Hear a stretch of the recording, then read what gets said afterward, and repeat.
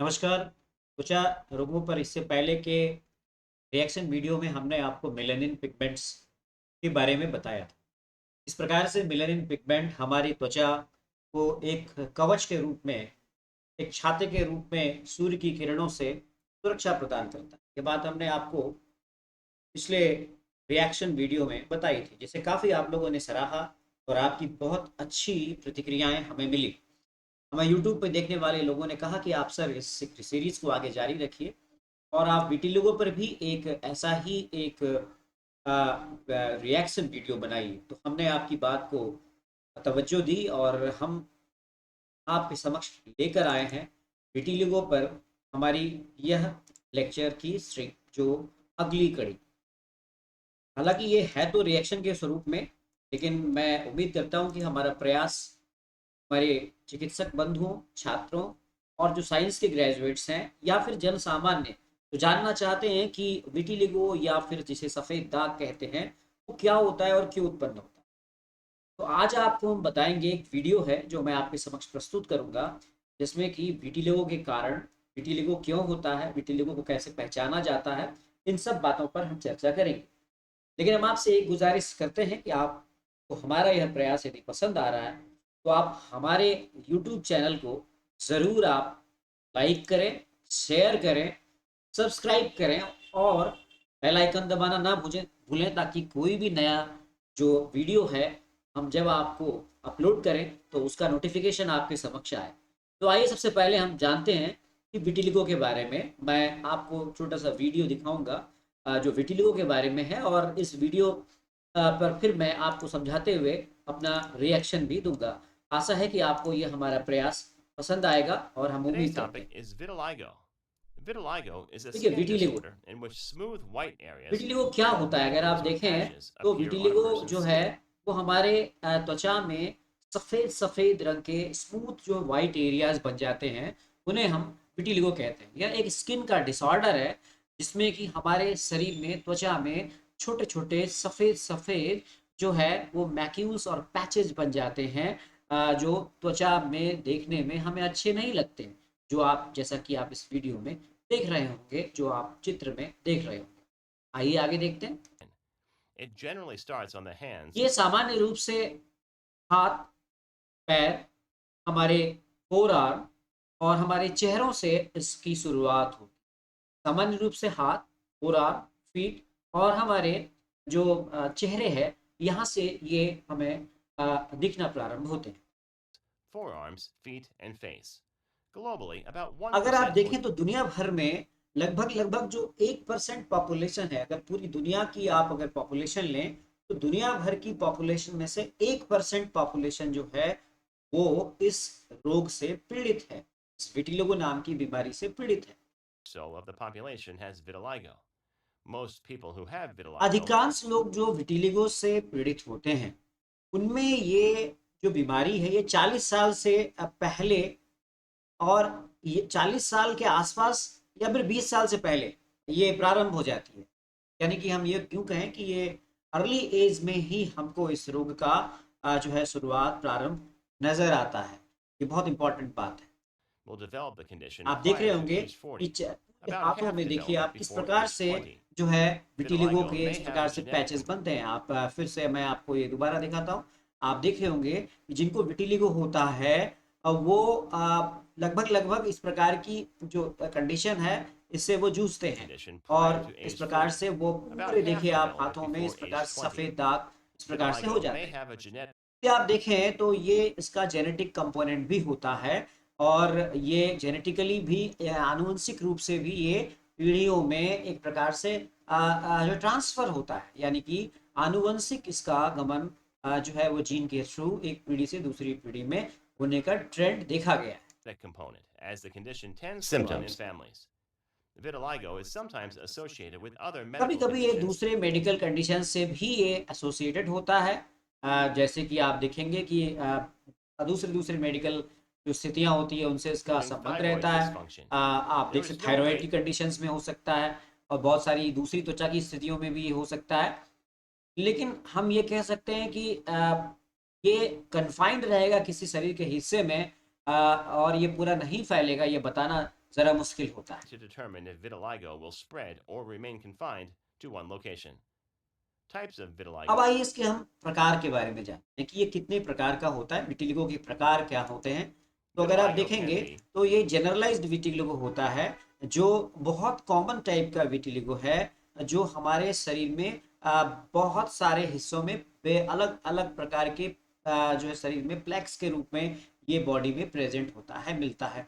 यानी कि हम इसको देख सकते हैं कि एक सर्कुलर एरिया जो है, जो प्रभावित है, वो इसके इसके रूप में ये दिखता है। generalized, which is the most common type, when macules ये appear in generalised various vitiligo है, places जो on the बहुत body. कॉमन टाइप का विटिलिगो। Segmental, which अगर आप देखेंगे तो सेगमेंटल भी होता है, जो आप देख रहे होंगे, इस चित्र में आप देख रहे होंगे कि इसमें शरीर के एक हिस्से विशेष में जो है, या फेस के, हमारे चेहरे के एक हिस्से विशेष में इस प्रकार का विटिलिगो आपको नजर आ रहा है, ये सेगमेंटल होता है। यानी कि ये किसी भी शरीर के किसी हिस्से विशेष में या किसी सेगमेंट विशेष में इस प्रकार की स्थिति आपको मिलती है। is restricted to one side of the body or one area, such as the hands or face. यानी कि या तो ये हैंड में हो सकता है, किसी पर्टिकुलर एरिया में, चेहरे के किसी पर्टिकुलर एरिया में हो सकता है। इस प्रकार से ये आपको किसी स्थान विशेष में ये मिल सकता है। Mucosal, which affects इसी प्रकार म्यूकोजल जो विटिलिगो होता है, इससे हमारी जो म्यूकोजल मेम्ब्रेन है, जो हमारी माउथ की, वो सामान्य रूप से प्रभावित होती है। होठों के नीचे आप देखेंगे तो सफेद सफेद आपको इस प्रकार के दाग जैसे दिखते हैं। mucous membranes of the mouth and or the genitals.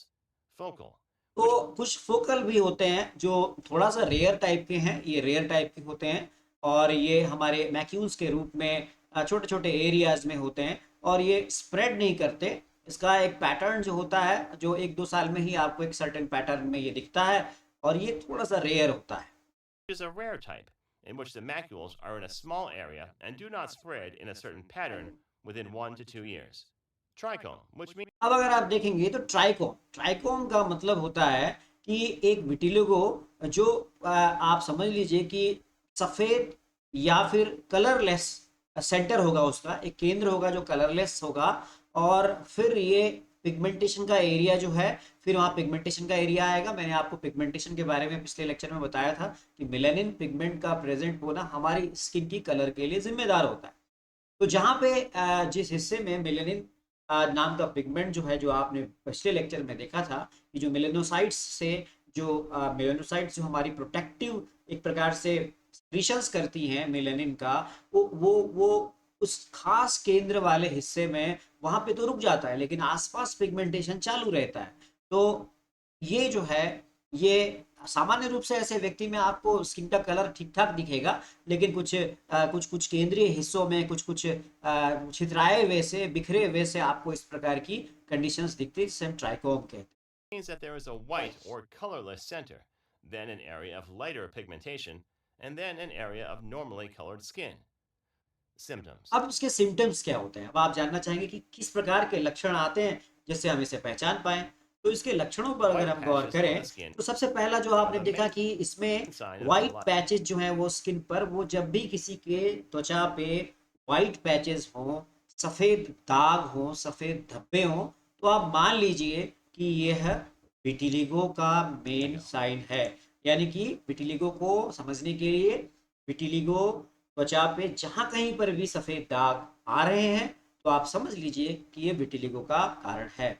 और सामान्य रूप से उन एरियाज में ज्यादा होते हैं जो एरिया स्किन के एक्सपोज्ड होते हैं। एक्सपोज का जैसे हमारा ये वाला हिस्सा हो गया, चेहरा हो गया, ये हमारे सनलाइट के एक्सपोजर में जो है रहते हैं, वहां पे ये विटिलिगो की समस्या सबसे पहले हमें सामान्य रूप से ये पैचेस वहां पर दिखते हैं। These patches are more common in areas where the skin is exposed to the sun. The patches may be on the अब अगर आप देखेंगे तो होठों पे भी मिलते हैं ये हमारे आर्म्स पे भी मिलते हैं, ये हमारे चेहरे पे भी आते हैं, ये हमारे फीट पैरों में भी आते हैं, ये हमारे फोरआर्म्स पे भी आते हैं। अगर आप गौर से देखें तो ये इन हिस्सों में मिल सकते हैं, जिसके बारे में हमने आपको पहले बताया। hands, feet, arms, face, and lips. Other common areas for white कुछ और एरियाज भी होते हैं, जैसे आपके आर्मपिट में मिल सकते हैं, ये ग्रॉइन के एरियाज में मिल सकते हैं, ये हमारे मुंह के चारों ओर मिल सकते हैं, हमारे नाक के नॉस्ट्रिल्स के पास मिल सकते हैं, हमारे जेनाइटल एरिया यानी गुप्तांगों के आसपास मिल सकते हैं। तो इन हिस्सों में भी ये हमें मिल सकते हैं। The armpits and groin, तो where the आर्मपिट, ग्रॉइन, चेहरे के आसपास, हमारे नाक के leg meets the आसपास, body. हमारे जेनाइटेलिया में, और हमारे गुदा के आसपास भी ये मिलते हैं। तो ये सब कॉमन एरियाज हैं जहाँ पे ये मिल सकते हैं। Around the mouth, eyes, nostrils, navel, genitals, rectal areas. Causes. अब इनके कारणों पे ध्यान दें। अब आप पूछेंगे कि भाई सर ये डॉक्टर साहब ये होता क्यों है, आपके मन में सवाल आएगा भाई ये होता क्यों। तो इसके Although पीछे the जो causes कारण of है vitiligo aren't वो अभी completely तक understood, सही कारण there क्या है are ये आज तक नहीं पता। आज तक सही ये हम क्यों होता है हम इसके बारे में कयास लगाते हैं, लेकिन बहुत सारी थियरी इसके बारे में दी गई है, लेकिन अभी भी सही कारणों के बारे में हम आपको ये नहीं कह सकते कि ये इसी कारण से। a number of different theories. Autoimmune disorder. तो कुछ लोग इसको ऑटो इम्यून डिसऑर्डर के रूप में मानते हैं। The affected कुछ person's लोग ये immune मानते system हैं कि जो अफेक्टेड पर्सन है उसका इम्यून सिस्टम जो है वो एंटीबॉडी डेवलप कर लेता है जो डिस्ट्रॉय कर देता है उन मेलेनोसाइट्स को जो मेलेनिन बनाते हैं। आपने देखा था पिछले मैंने रिएक्शन वीडियो में दिखाया था कि किस प्रकार से सूर्य की किरणों के आने के बाद मेलेनोसाइट सेल्स हैं वो एक्टिव हो जाते हैं और मेलेनिन छतरी की तरह बनाते हैं, हमारे शरीर के रंग को काला करता है, और वो छतरी जो है जो मेलेनिन से बनी है वो हमारी सूर्य की किरणों को एब्जॉर्ब कर लेती है।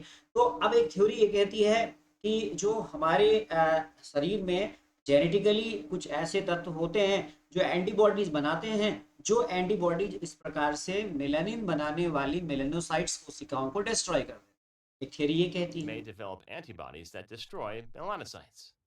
Genetic factors. दूसरी थ्योरी कहती है कि कुछ जेनेटिक फैक्टर्स होते हैं जो Certain इसके लिए factors that may रिस्पॉन्सिबल होते increase the हैं। chance तो of getting genetic vitiligo. Factors में क्या होते हैं जो कहते हैं कि ऐसे में चांसेस होते हैं कि विटिलिगो जो है वो फैमिलीज में इनहेरिटेड हो जाएगा, यानी कि ये आनुवंशिक रूप से पीढ़ी से दूसरी पीढ़ी में जाएगा, Vitiligo ऐसी can be थ्योरी भी दी inherited. जाती है।